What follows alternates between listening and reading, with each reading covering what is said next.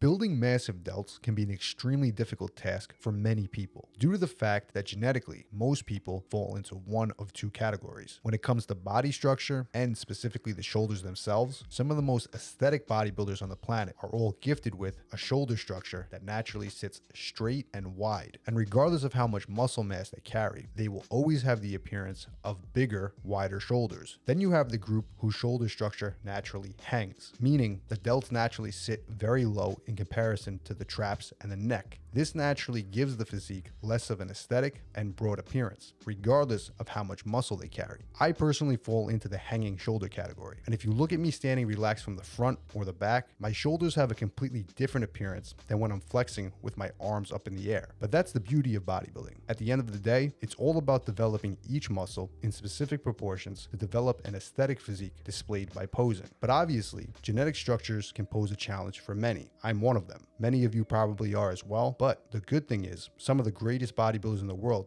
have also overcome this limit themselves. Arnold Schwarzenegger being the prime example of someone with a hanging shoulder structure. But what is it and what can you do? And what have I done personally to work around this issue? One of the most common answers you'll find online when searching for how to build massive shoulders is, you guessed it, get very strong on the overhead press. Now, I applied this philosophy for years, and no matter how strong I got, it still didn't fix the issue. Because although the overhead press is a great mass builder, it's an extremely front delt specific mass builder, and the side and rear delts are only hit to a very small degree during this exercise. And it is in fact the side and rear delts that are the two most important parts of the physique that you need to develop to improve this hanging shoulder appearance. That means the majority of your shoulder focused training should be hammering the side and rear lateral raises. In fact, if you're already performing a high volume of chest pressing on flat or incline, you're getting plenty of stimulation to the front delts already. And depending on your training volume or strength levels, you might only need a minimum amount of shoulder pressing, and in some cases, maybe none at all, provided you're hitting your chest pressing hard and working on the side and rear delts directly. And when you adjust your shoulder training to be more side and rear delt specific, you can also effectively hit those body parts with more frequency and with more volume, because they are much less fatiguing and overall more hypertrophy specific lifts than some of the more demanding compound movements. My biggest advice is don't skip on these movements if you have lagging shoulders. They can be done 2 to 3 times per week with a moderate to high volume, and they'll have very little impact on recovery, yet massive growth producing results, but only if you have already built your foundational strength. If you're struggling to overhead press about 70 to 85% of your body weight for reps, you may still benefit from doing the movement, but still don't neglect the side and rear delts. And if you're looking for the system that I personally recommend to build your entire physique using proven old school bodybuilding training methods, I highly recommend you check out my 5-day old school mass game program in the description below. And as always, if you want to see more of the best original bodybuilding content just like this, make sure to hit subscribe.